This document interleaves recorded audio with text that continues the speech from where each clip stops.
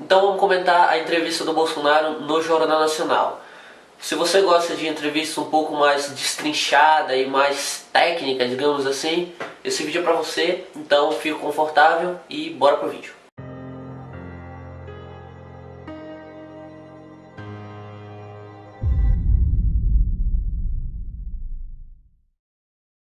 Logo no comecinho da entrevista, os entrevistadores já questionaram ele com relação ao tempo em que ele está na política e o que teria de novo nele, já que ele está há bastante tempo.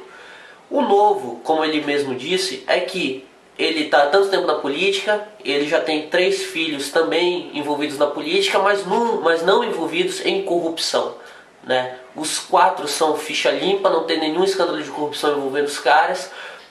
Joaquim Barbosa, durante o caso do Mensalão, citou ele, como todo mundo sabe, citou o Bolsonaro no caso do Mensalão como sendo o único deputado da base aliada que não se corrompeu, que não votou com o partido. O cara é conhecido pela honestidade, né? E como ele sempre fala, ser honesto não é virtude, é obrigação, né? E daí eles continuam lá perguntando o que ele teria de diferente, o que ele pode ser diferente, como... Eu não sei, o que eles querem é alguma coisa diferente nele, né? E daí ele fala sobre a quantidade de projetos, porque o pessoal bate muito nele também porque qual foi o projeto que o senhor aprovou, quais são os projetos que o senhor aprovou, né? A aprovação de projetos não depende dele, depende do Congresso, depende do Senado e da Câmara, né? Quem aprova projetos são os deputados, e ele é deputado, ele vota projetos, né? Só que ele sozinho não passa nada, por isso o nome chamado democracia, certo? Né? E ele fala ali, se não aprovei muitos projetos, também evitei que péssimos projetos fossem avante em Brasília. Concordo plenamente com isso. Questionaram ele também sobre o auxílio moradia, o que é legal, mas é imoral, todo mundo sabe disso.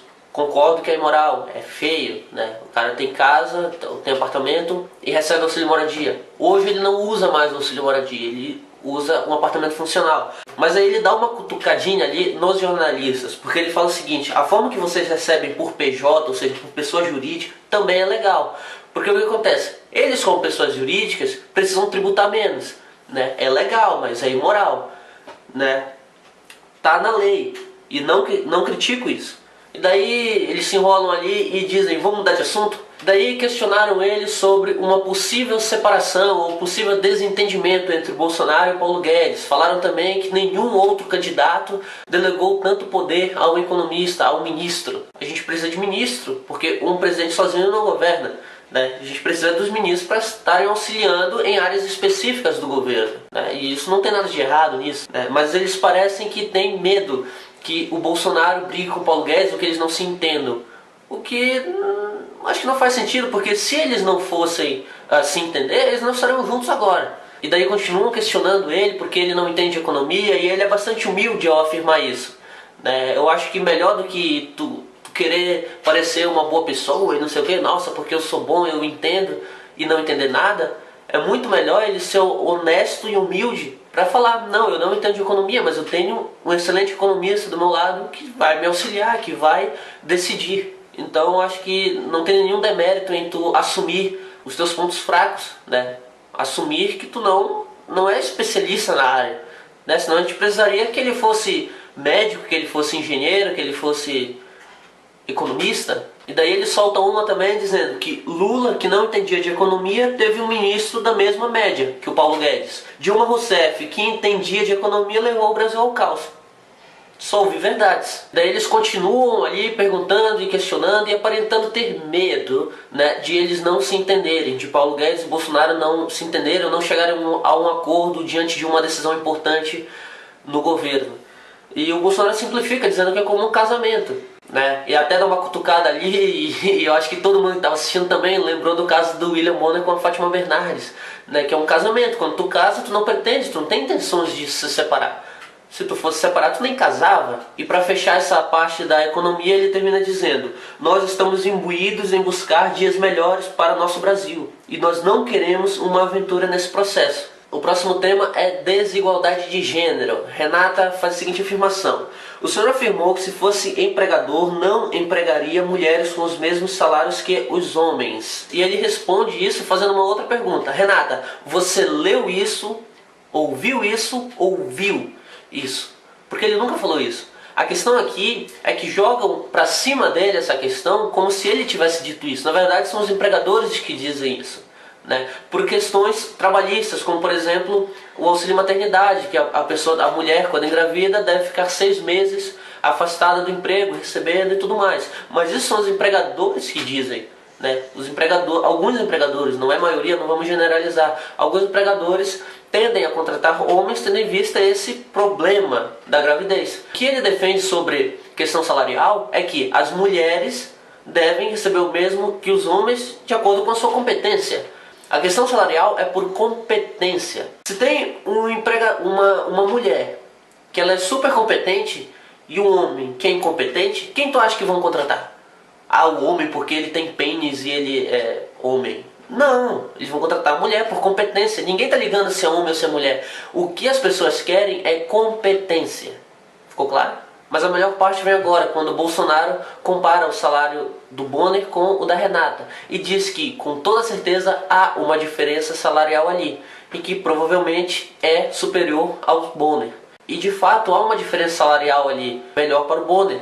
Se vocês fizerem uma breve pesquisa na internet, vocês vão ver que existem fontes que afirmam que William Bonner ganha 800 mil e Renata ganha 200 mil. Ou seja, 4 vezes mais para ele do que para ela.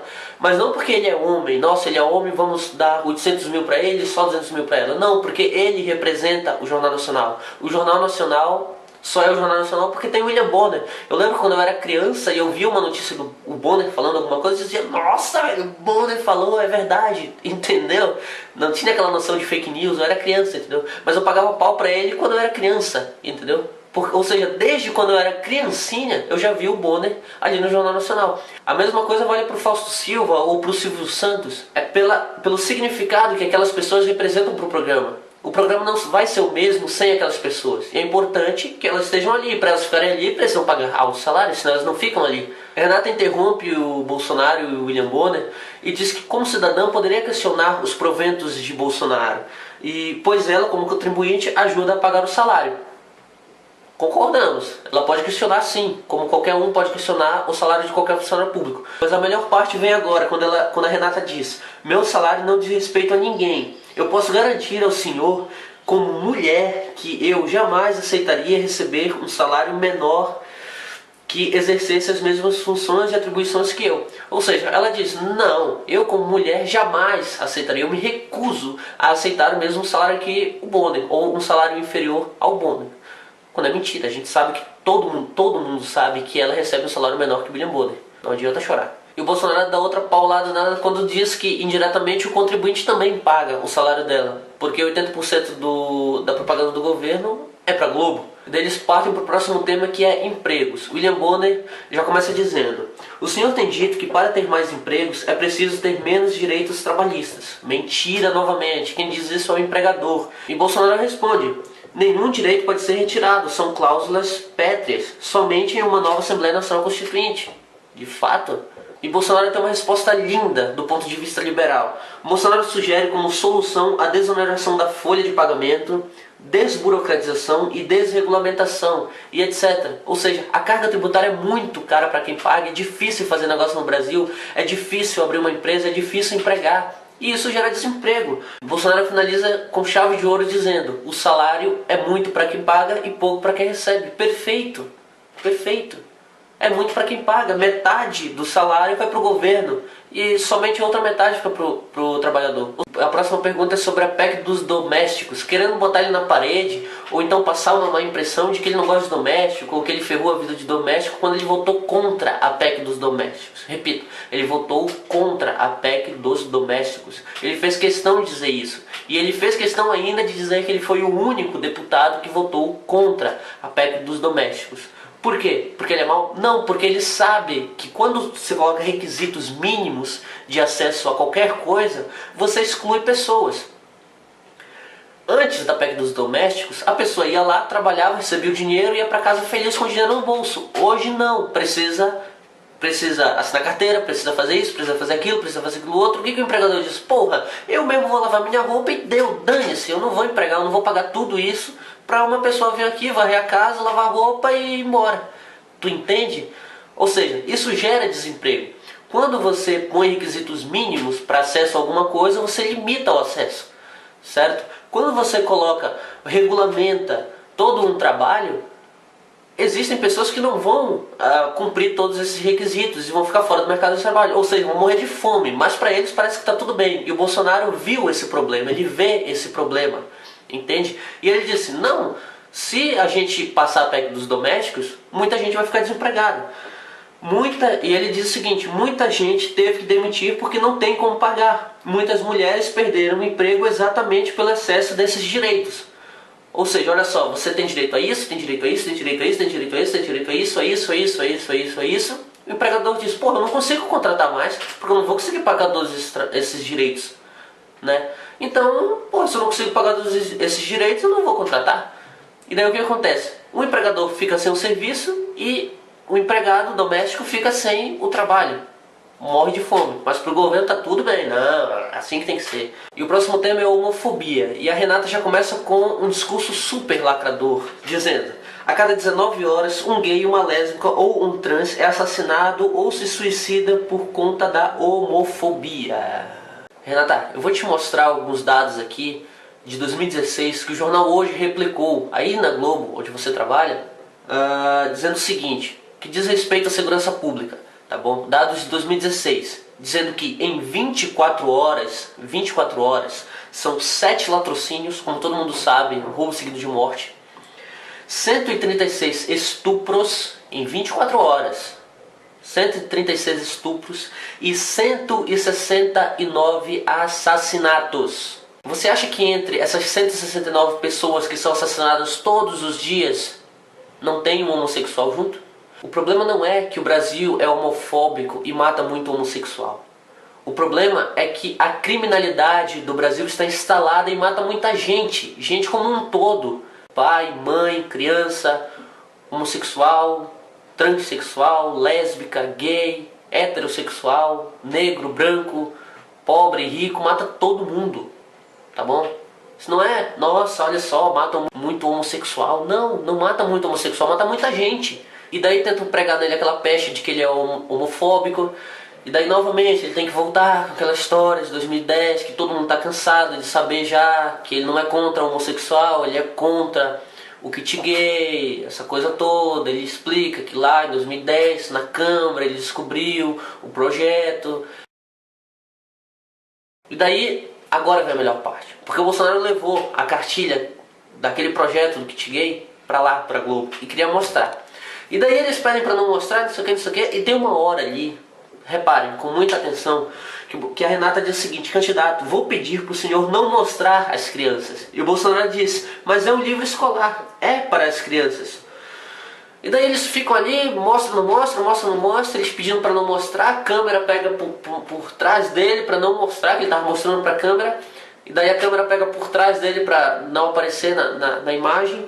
E o Bonner, no finalzinho, ele diz: Bolsonaro, isso não é respeitoso. Bonner, não é respeitoso. Concordo. Esse material não é nada respeitoso. Tá bom? E ainda mais passar para criancinhas de 6 anos de idade. Não tem nada de respeitoso nisso. Verdade. Mas é para mostrar para criancinhas. Agora tu me diz o seguinte: olha a incoerência. Quer dizer, beijo, agarração, sexo quase explícito na novela, pode. Né? Eles nunca se preocuparam com isso. Nossa, existem crianças na sala, meu Deus do céu, a família nacional tradicional está constrangida. Eles nunca pensaram nisso. Quer dizer, um livro escolar para criancinhas a partir de 6 anos de idade não pode aparecer no jornal porque é desrespeitoso. Ô Boné, vai ver se eu tô na esquina, cara, na boa. Próximo tema, segurança pública. Novamente, tentam taxar ele como sendo muito radical, extremo, não sei o que, trazendo aquelas questões que ele já afirmou, que o problema da criminalidade deve ser resolvido com energia, com empenho, com força e, se preciso, com mais violência.